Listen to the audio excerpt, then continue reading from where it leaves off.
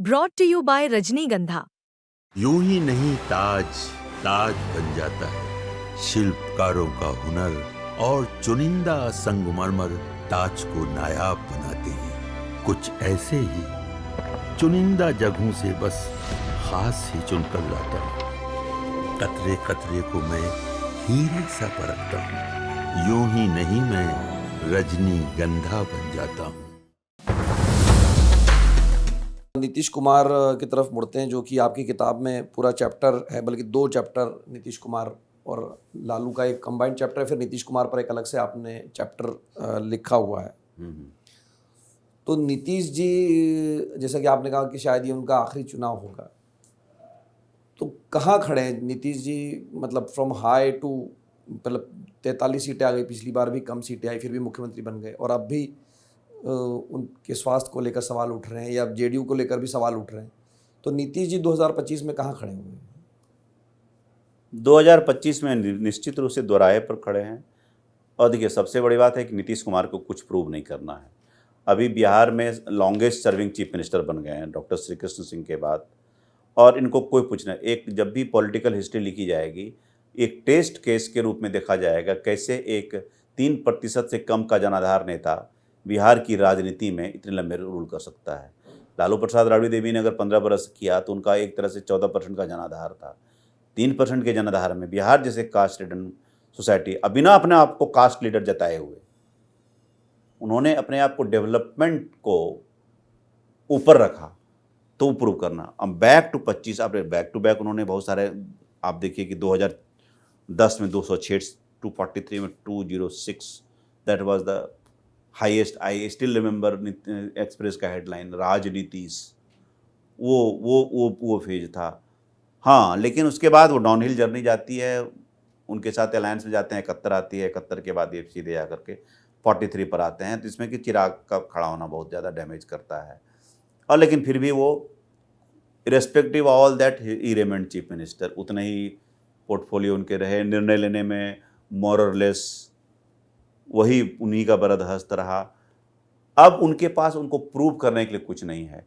अब मैं कह रहा हूं कि Nitish Kumar is more a crown than a person. तो उनके क्राउन को लेके जेडीयू घूम रही है कि भाई ये इनकी पॉलिटिकल पूंजी है, हेयर इज द मैन, जिसने 50% रिजर्वेशन दिया, 35% गवर्नमेंट जॉब में महिलाओं को दिया, जिसने 11 लाख सेल्फ हेल्प ग्रुप्स लाए, जिसने कि एक तरह से एक कंस्टिट्यूंसी महिलाओं की क्रिएट कर दी, ईबीसी के लिए इतना किया, महादलित के लिए अलग योजनाएं बनाई, तो किस प्रकार सोशल इंजीनियरिंग किया, और सबसे ज़्यादा इंफ्रास्ट्रक्चर का ओवरऑल किया। पुल पुलिया आप ले लीजिए, हॉस्पिटल की बिल्डिंग्स, मतलब he is the infrastructure man of Bihar. ये किया तो वो लोगों को बता रहे हैं कि हमने ये किया है। उसके बाद जितने डोल्स दे सकते थे, जितने सोप्स दे सकते हैं, वो सारे सरकार ने लगभग अनाउंस किए हैं। जो 1-2 बचे हैं वो भी अनाउंस, जो हम चर्चा कर चुके हैं वो अनाउंस कर देंगे। उनके नाम पर, उनके कारण नहीं, उनके नाम पर ये चुनाव जेडीयू जीतना चाहती है। और एनडीए के साथ कॉम्बिनेशन में वो जरा कन्वर्टिबिलिटी देख रहे हैं, उनको भी प्रशांत का ही डर सता रहा है कि भैया अदरवाइज अगर हम देखें कन्वेंशनल लॉजिक से तो 43 से भी ज़्यादा ही जाएगा जी कन्वेंशन। अगर नीतीश कुमार की पार्टी को, अगर मैं अभी भी कहता हूं कि 50 से ज़्यादा सीट लाए, तो इस स्वास्थ्य के बावजूद भी, किसी का भी स्वास्थ्य खराब हो सकता है, ये तो उम्र की बात है, वो बिहार की पॉलिटिक्स में कुछ दिनों के लिए 1-1.5 साल ही सही, 2 साल ही सही, वो रिलेवेंट रहेंगे। इसीलिए तो बात चल रही है कि उनके बेटे निशांत को लाया जाए। तैयार हुआ बैठा हुआ है, सिर्फ उनका गो अहेड है देना। कहे उनको ये एम्बेरसमेंट होता है कि हम हमेशा सोशलिस्ट पॉलिटिक्स में कहे कि डायनास्टिक नहीं होना चाहिए, हम ही करेंगे तो अच्छा नहीं होगा, ये चीज़ें उनको होल्ड बैक कर रही है। लेकिन जेडीयू में बहुत बेचैनी है अंडर कार्डर में कि यही एक कंसेंसस नेता हो रहा है कि इतना जो पॉलिटिकल कैपिटल है फादर का, कौन संभालेगा। तो अगर वो 50 सीट में कह रहा हूँ, दूसरी बात बोल रहा हूँ, यू नेवर नो, अगर 50 सीट लाता है तो यू कैन सी, अगर एनडीए को, बीजेपी को इनसे ज़्यादा आती है, सरकार बना लेती है, you might see Nitish Kumar becoming chief minister again for some time, and then I might see a situation then Nishant Kumar became deputy chief minister and somebody from BJP can becoming chief minister, अगर वो उनको simple majority भी आ जाती है। ये चीज़ें 26 की politics में मैं होता हुआ देख रहा हूँ, अनलेस कि प्रशांत एक ऐसी स्थिति कर दे कि हंगा असेंबली कर दे, जो कि मुझे उतना नज़र नहीं होता हुआ नजर आ रहा है। अब हो सकता है कि प्रशांत के कॉम्बिनेशन एनडीए की राह आसान भी हो सकती है। तो मैं 43 से नीचे मैं गिरता हुआ नहीं देख रहा हूँ, डिस्पाइट जितना भी फैक्टर्स है, जो कॉम्बिनेशन के हिसाब से है उस हिसाब से मैं देख रहा हूँ। अगर 50 आएगा तो जेडीयू की पॉलिटिक्स 5 वर्ष के लिए उसकी लॉन्जिविटी मिल जाएगी। उसकी नेता कोई नहीं, अभी किसी को कोई चर्चा है क्या? क्या ग्रामीण में पटना से बाहर चल जाए? नीतीश कुमार का स्वास्थ्य क्या विमर्श का मुद्दा है क्या? नहीं। मैं कई जगह SIR में कवर कर घूम के आया हूँ, मैं साइड क्वेश्चन पूछ लेता हूँ, नो बडी इज टॉकिंग और नॉट इज बॉदर्ड अबाउट कि भाई क्या हो रहा है। बोला कितना अच्छा तो काम कर रहा है, अभी 400 से 1100 कर दिया, बिजली बिल फ्री कर दिया, हम लोग को क्या चाहिए, सब कुछ मिल रहा है नीतीश कुमार। तो जो उनकी ब्यूरोक्रेसी, जो सपोर्टेड गवर्नमेंट है जो उनको चला रही है, उस कंटिन्यूटी में हो सकता है, यू नेवर नो कि इस स्थिति के बावजूद भी अगर मान लीजिए कि 65 और 55 आ गया, 130, क्या कर लीजिएगा आप? दूसरे कॉम्बिनेशन सरकार बनने सकते हैं। नीतीश कुमार के पास तो हमेशा ऑप्शन ओपन है, आरजेडी वाला, आपके पास नहीं है।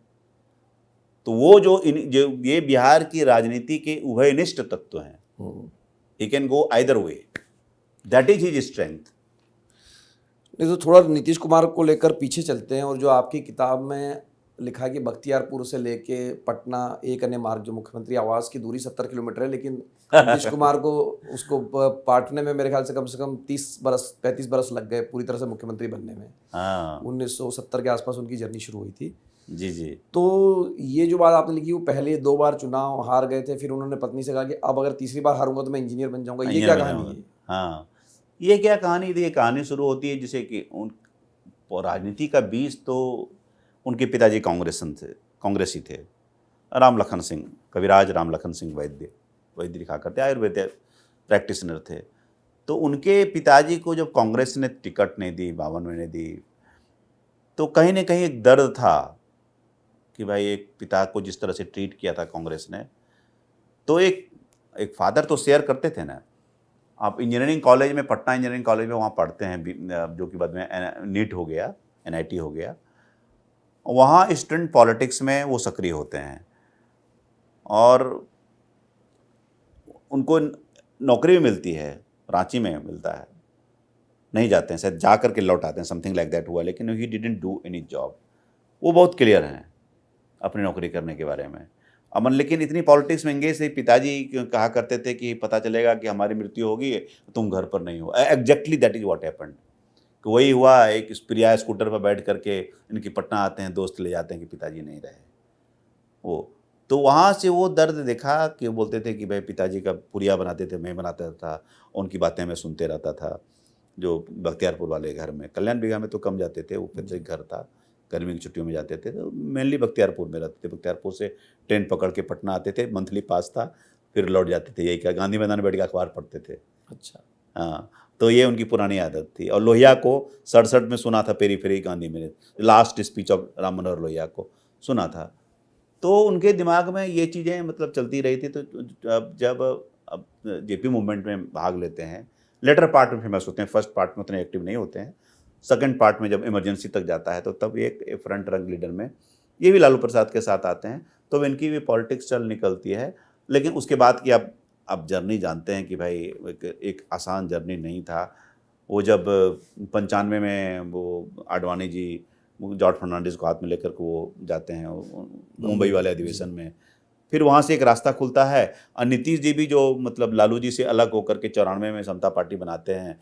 अब 95 में इस तरह से उन्होंने किया कि कुर्मी महाचेतना रैली होती है गांधी मैदान में, जहाँ वो जाना नहीं चाहते थे, शिवानंद तिवारी ले गए, लालू जी ने कहा कि अरे जाओ, अच्छा, हाँ जाना चाहिए, और कहीं तो कोई और नेता बन जाएगा। तो गांधी मैदान में चर्चा हुई कि भाई नेता, शिवानंद तिवारी कहा कि यार भीड़ तुम्हारी, ये नेता यहाँ बैठा हुआ है।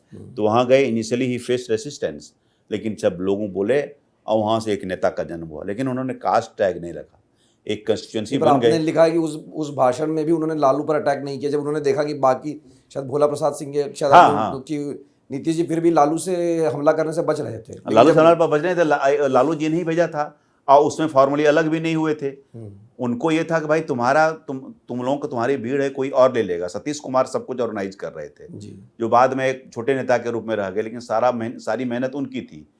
मतलब ये उनको ये पूरी जो रैली की तैयारी होती थी, जो वीरेश चौधरी से हवाले से एक छोटे से कार्यकर्ता ने बताया कि भाई पूरी तैयारी वो कहीं नहीं थे, लास्ट में आए महफिल लूट लिए, जी उस प्रकार का वो जितना रैली होती है वहाँ से एक नेता के रूप में प्रस्तापित होते हैं और उसके बाद फिर अलग होते हैं। क्योंकि अब लालू जी का कद बड़ा हो गया, 91 में चुनाव 54 सीट में से अविभाजित बिहार में आप 48 जीत जाते हैं, कद बड़ा हो गया।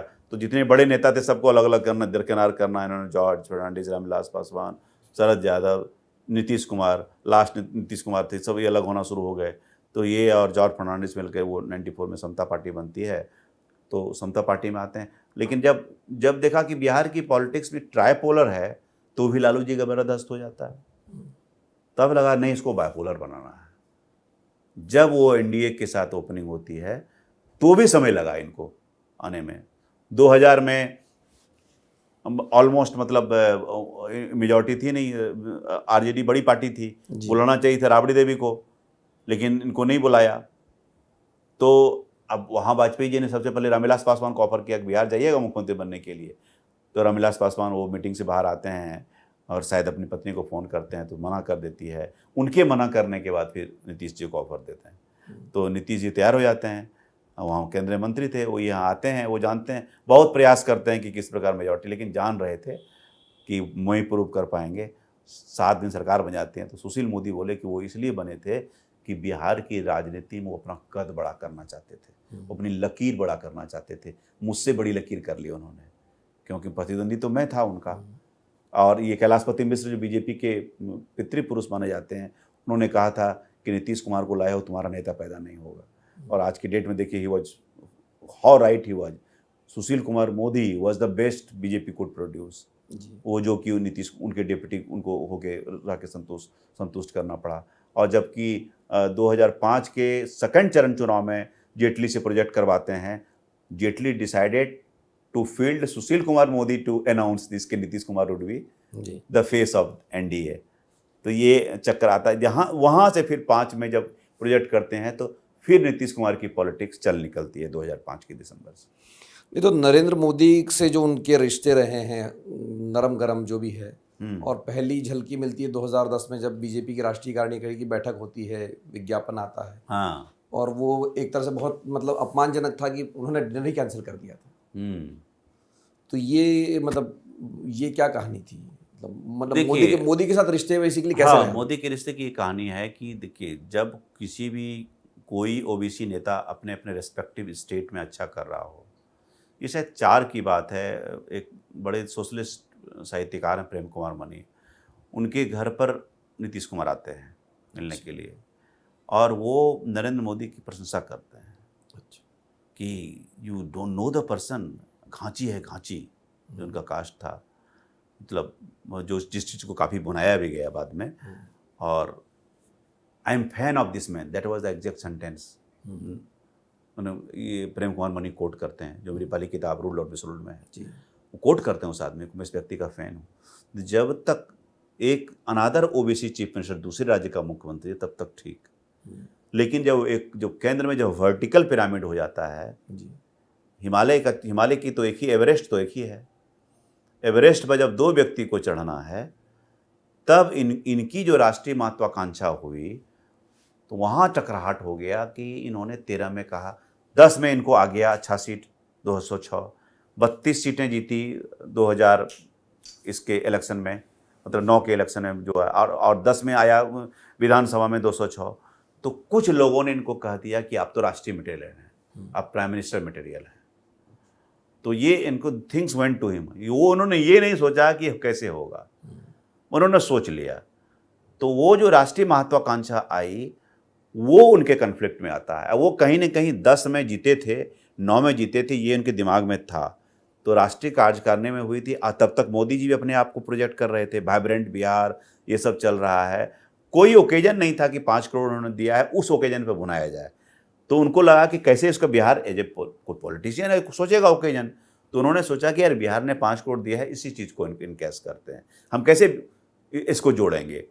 तो वो दिया, बड़ा प्रोमिनेंटली छपा।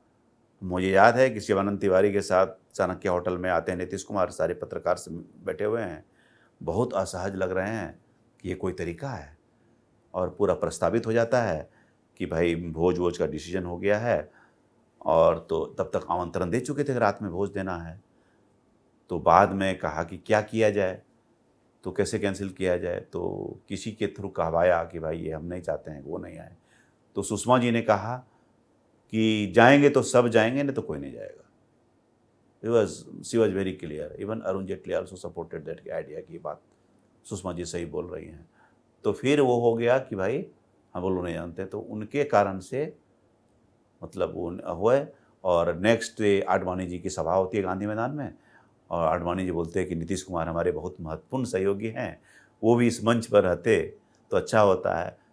पहली बार उस कैंपेन में, 2010 के कैंपेन में पहली बार सुशील कुमार मोदी ने नीतीश कुमार से डायस शेयर करने से मना किया था, केंद्रीय नेतृत्व के कहने पर। जो एसर्ट किया था एक स्टेट बीजेपी लीडर ने, that was the first and last time, वो ये कहानी थी। तो उसके बाद तो फिर वो इन दोनों का मतलब खट्टा मीठा चलता ही रहा। और नीतीश कुमार ने हाथ भी झटक दिया था एनडीए की 2009 की रैली में, जब 9 के वो जो क्या बोलते हैं, लुधियाना में जो लुधियाना वाले, हाँ झटका नहीं था, लेकिन वो पीछे से आकर के, वो खड़े भी नहीं थे, पीछे से आकर के हाथ उठा लेते हैं जी। वो भी अपने आप को प्रोजेक्ट करने में लगे हुए थे जी। तब तो पैरिटी थी भाई। एक समय तो है, नीतीश कुमार केंद्रीय मंत्री रह चुके, नीतीश कुमार कद बड़ा था जी। उनके पहले मुख्यमंत्री बन चुके, तो ऑफकोर्स भाई हाँ 2002 में वो बने 2002 में 7 दिन के लिए बने, लेकिन पूर्व मुख्यमंत्री तो लगा हुआ था इनके ऊपर। भाई एक सेंट्रल मिनिस्टर थे, एमपी रह चुके थे कई टर्म, तो वो बड़ा कद था। लेकिन वो जो 13 में जब वो निर्णय होता है कि ये निर्णय उनको प्रधानमंत्री पद का उम्मीदवार, हाँ गोवा वाले में जी। कि भाई उनको कैंपेन कमेटी का चेयरमैन बनाया जाता है, तो जो कैंपेन कमेटी का चेयरमैन होता है ऑब्वियसली वो पीएमपीएस होता है। तो वो वहाँ से फिर बात गड़बड़ हो जाती है कि भाई ये सही नहीं हुआ। जो 12 में उन्होंने एक किसी इंटरव्यू में कहा था कि क्लीन एंड सेकुलर इमेज चाहिए, वहीं से स्टार्ट हुआ, 12 के एक इंटरव्यू से स्टार्ट हुआ था। और जो पहले जेडीयू की एक मीटिंग में बोला था वो हम लोगों ने रिकॉर्ड किया था, बाद में उन्होंने शायद इकोनॉमिक टाइम्स के इंटरव्यू दिया था। और फिर जब बाद में हम लोगों ने पूछा था तो उन्होंने कहा था कि golden words are not repeated. तो ये खिंचाव 10, 12, 13 में तो if I correctly remember I think 16 जून था 2013 में, वो दोनों फिर वो अलग होते हैं। फिर तो आप जान ही रहे हैं, फिर तो देख लिया नीतीश कुमार ने एक्सपेरिमेंट करके, 14 में हार गए, 20 से 2 आ गए, 15 में जीते, लेकिन उधर उनको उतना कंफर्ट नहीं लगा जितना इतना लगता था। और तब तक इन्होंने मैसेज दिया कि हमको, मेरा मैंडेट बिहार को रूल करने के लिए, तब इनका नेशनल वाला भूत उतर चुका था। तब तक कि वो चीज़ें वर्कआउट नहीं किया, कांग्रेस के साथ बना नहीं, तब फिर ही फोकस्ड हिमसेल्फ ऑन बिहार। ये कहानी है। नहीं, 2025 आते आते अगर हम देखते हैं तो नरेंद्र मोदी बहुत आगे निकल गए। नीतीश जी ये कहते हैं कि हम लल्लन सिंह का नाम लेके हाल में कहा कि उनके कहने पे चले गए थे हम लोग, वापस हमारा घर यहीं है, लौट के आ गए। मतलब मेरे कहने का मतलब है कि नेता आप है, जब आपको सूट करेगा तो किसी आप नंबर 2 को 3 को ब्लेम करेंगे कि आपने कहा था, तो वो तो कोई आदमी प्रतिकार नहीं करेगा क्योंकि आप नेता हैं। तो every big leader looks for a scapegoat. तो वो भी एक्सक्यूज उन्होंने ढूंढा किसी पर्टिकुलर। अब कोई 4 आदमी इतने बड़े नेता हैं, 4 आदमी, कोई पत्रकार आपको समझा देगा कि कभी तो उन्होंने 4 आदमी को बोला था कि इनके कहने से चले गए, तो वो खुद थोड़ी कहेंगे। तो ऑफकोर्स मतलब नरेंद्र मोदी निश्चित रूप से आगे चले गए उस रेस में। जो लड़ाई शुरू हुई थी 2000 एक तरह से कहिए 10 में जी, उस रेस में बहुत आगे हैं। 3rd term in as chief prime minister is nowhere. और आप जानते हैं, आप नीतीश कुमार का बॉडी लैंग्वेज देखिए जब उनसे मिलते हैं,